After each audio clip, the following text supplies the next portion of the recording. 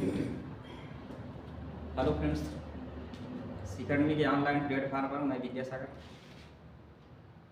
आप सभी का स्वागत एवं अभिनंदन करता हूं। यूपीपी की हिंदी की क्विक रीजन श्रृंखला में हिंदी साहित्य के इतिहास पर चर्चा हो रही थी, उसी का आज सेकंड पार्ट लेकर आए हैं। ये जो वीडियो है इसको आप भली भांति समझ लें, इसलिए जरूरी है हिंदी साहित्य के इतिहास का जो पहला वीडियो रहा है उसको एक बार आप देख लें तो ये अच्छी तरह समझ में आ जाएगा।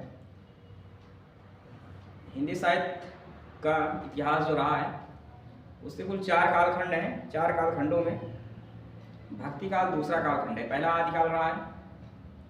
आदिकाल की समय सीमा रामचंद्र शुक्ल के अनुसार 750 से 1350 रही है और 1350 से लेकर 1650 ईस्वी तक का समय भक्ति काल रहा है। भक्ति काल को हिंदी साहित्य का स्वर्ण युग भी कहा जाता है।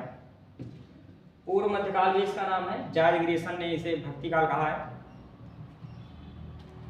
पिछले वीडियो में आपको बताया था कि भक्ति काल की मुख्य 2 धाराएं हैं, निर्गुण काव्य धारा और सगुण काव्य धारा। जो निर्गुण काव्य धारा है ये निराकार ब्रह्म से जुड़ी है। इसमें ऐसे कवि रहे हैं जो निराकार ब्रह्म के उपासक थे और इसकी भी 2 मुख्य शाखाएं हैं, ज्ञान आश्रय शाखा और प्रेम आश्रय शाखा।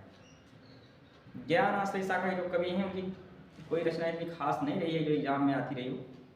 ज्ञान आश्रय शाखा पद्मश्री कबीर दास हैं जो पढ़े लिखे थे, नहीं तो उनके जो शिष्य थे धर्मदास, उनकी रचनाओं को बीजक नाम से संग्रहित किए थे। उनके उपदेशों को बीजक नाम से संग्रहित किए थे और बाद में डॉक्टर श्याम सुंदर दास ने कबीर ग्रंथावली नाम से उन्हें प्रकाशित किया था। और दूसरी धारा निर्गुण काव्य धारा की जो दूसरी शाखा थी उसमें सभी मुस्लिम कवि थे, इसलिए उसे सूफी काव्य धारा भी कहा जाता है। तो सूफी काव्य धारा के जो प्रमुख कवि हैं और उनकी जो रचनाएं हैं, मलिक मोहम्मद जायसी की रचना पद्मावत और अखावट और एक रचना और रही है आखिरी कलाम।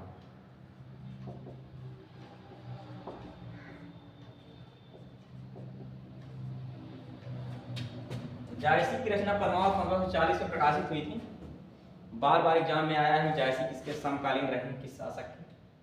तो शेरशाह सूरी के समकालीन थे। 40 से लेकर 55 तक सूरी वंश रहा था भारत में और शेरशाह सूरी 40 से 45 तक थे, 1540 से 1545 तक। पद्मावत में चित्तौड़ के शासक राजा रत्न सिंह और सिंघलदीप की कन्या पद्मावती की प्रेम कहानी है। साथ कैराउद्दीन खिलजी द्वारा चित्तौड़ पर आक्रमण का भी वर्णन किया है जायसी ने। अखावट में वर्णमाला के प्रत्येक अक्षर से कोई नीतिपरक बात कही गई है जायसी द्वारा। आखिरी कलाम मोहम्मद पैगंबर साहब के उपदेशों का संग्रह है। मंझन की रचना है मधुमालती, उद्बन की मृगावती। मुल्ला दाऊद की रचना है प्रेम कहानी, जिसमें चंदा और लोरी की प्रेम कहानी है, इसलिए इसके 2 नाम हैं, चंदायन प्रेमिका के नाम पे और लोरकहा प्रेमी के नाम पे। शेख नबी की रचना ज्ञान दीपक है, नूर मोहम्मद की अनुराग बासुरी, नंददास की रसमंजरी। तो ये रचनाएं वनडे एग्जाम में आने की संभावना अधिक है और भी सूफी कवि रहे हैं, मगर ये अधिक महत्वपूर्ण में लगती हैं जो एग्जाम में आ सकती हैं। जो भक्ति काल की दूसरी काव्य धारा थी सगुण काव्य धारा। सगुण काव्य धारा में 2 शाखाओं बड़ी थी। सगुण काव्य धारा के जो कवि थे ईश्वर के साकार रूप के उपासक थे। तो कोई राम में कोई ईश्वर मानता था, कोई कृष्ण को। इस आधार पे 2 शाखाएं रही, कृष्ण भक्ति शाखा और राम भक्ति शाखा। कृष्ण भक्ति शाखा के प्रमुख कवि सूरदास हैं। सूरदास की रचना सूर सागर, सूर सरावली और साहित्य रही है। सूरदास की रचनाओं की भाषा ब्रज रही है। तो इनका संबंध आगरा और मथुरा से रहा है, यहाँ ब्रज क्षेत्र कहलाता है। तो ब्रज भाषा की रचनाओं की विशेषता है वात्सल सम्राट कहा जाता है सूरदास को। कृष्ण की बाल लीलाओं का वर्णन किया है सूरदास ने अपनी रचनाओं में, इसीलिए इन्हें वात्सल सम्राट भी कहा जाता है। रसखान की रचना सुजान रसखान और प्रेम वाटिका है। एकमात्र मुस्लिम कवि थे जिन्होंने हिंदू देवता की उपासना की है। मीराबाई का जन्म राजस्थान में हुआ था। नरसिंह जी का मारा, गीत गोविंद टीका इनकी प्रमुख रचना है। ये जो रचना गीत गोविंद टीका है, गीत गोविंद मूलतः जयदेव की रचना है और इसी पर इन्होंने टीका लिखा है, टिप्पणी लिखी है, इसी को गीत गोविंद टीका कहा गया। नंददास की रास पंच अध्याय है और भ्रमर गीत है, जो भ्रमर गीत से लगे, भ्रमर गीत है भ्रमर गीत। नंददास की रास पंच अध्याय में कृष्ण के विषय में उल्लेख किया गया है, जबकि यहाँ रस मंजरी जो है भी नंददास की रचना है, तो सूफी काव्य धारा से मिलती है। भक्ति काल की सगुण काव्य धारा की दूसरी शाखा रामवंश शाखा है। इसमें वो कवि रहे हैं जिन्होंने अपनी रचनाओं में राम की उपासना की है।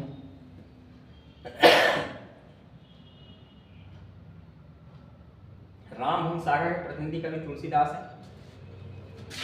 तुलसीदास की रचनाओं की भाषा अवधि रही, रचनाओं की भाषा अवधि रही है, मगर आपको ध्यान रखना है कि दो ऐसी भी रचनाएं हैं जिनकी भाषा अवधि नहीं है और ये एग्जाम में आती है बार बार। ये दोनों यही हैं, विनय पत्रिका और कवितावली, जिनकी भाषा अवधि ना होकर ब्रज है। यहाँ पर आपको याद रखना है। और तुलसीदास की सभी रचनाओं में जो पात्र रहे हैं रामायण से रिलेटेड रहे हैं, मगर ये रचना इनकी कृष्ण गीतावली है, जिसमें इन्होंने राम की नहीं बल्कि कृष्ण की उपासना की है। ये भी आप ध्यान रखिए। रामचरितमानस ये जो रचना है, इसमें टोटल 73 दोहे हैं, 7 खंडों में बटी है रामचरितमानस, जो रामायण का अवधि भाषा अनुवाद है। रामायण संस्कृत की रचना नहीं थी और रामायण लिखा था महर्षि वाल्मीकि ने, तो उसी का ये अवधि भाषा अनुवाद है। तो आप ध्यान रखिए, रामचरितमानस की भाषा बार बार एग्जाम में आई है। तो रामचरितमानस की भाषा क्या रही है? अवधि। केशवदास की रचना रामचंद्रिका है, जिसे छंदों का अजायब घर कहते हैं और केशवदास को कठिन काव्य का प्रेत कहते हैं। केशवदास को कठिन काव्य का प्रेत कहते हैं। कमेंट बॉक्स में आप कमेंट करके बताइएगा कि कठिन गद्य का प्रेत किसे कहते हैं। नाभादास की रचना है भक्तमाल और रामानंद की रचना है राम आरती। रामानंद कबीरदास के गुरु थे। रामानंद कबीरदास के गुरु थे, मीराबाई गुरु रैदास थे और सूरदास के गुरु वल्लभाचार्य थे। वल्लभाचार्य के पुत्र विठलनाथ ने 1565 ईस्वी में अष्टछाव की स्थापना की थी। इसमें 4 अपने शिष्यों को शामिल किया था और 4 अपने पिता वल्लभाचार्य के शिष्यों को शामिल किया था। और इनमें सूरदास का स्थान सर्वोपरि था और सूरदास को अष्टछाव का जहाज कहा। तो सूरदास को अष्टछाव का जहाज कहा जाता है, ये भी आपको ध्यान रखना है। सूरदास की रचना सूर सागर में ही भ्रमर गीत है। भ्रमर गीत उद्धव द्वारा गोपिकाओं को ज्ञान का उपदेश दिया गया है, वही उसमें शामिल है। रामानंद कबीरदास के गुरु थे। इन्हें उत्तर भारत में भक्ति आंदोलन का जनक कहा जाता है। क्या कहा जाता है? उत्तर भारत में भक्ति आंदोलन का जनक।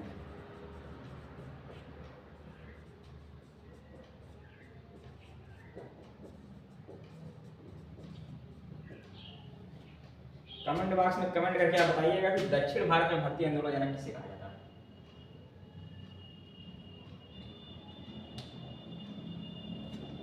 तो भक्ति काल की ये प्रमुख रचनाएं रही हैं और उनसे संबंधित कवि उनके सामने लिखे हुए हैं और एग्जाम में बार बार भक्ति काल से क्वेश्चन आते रहे हैं।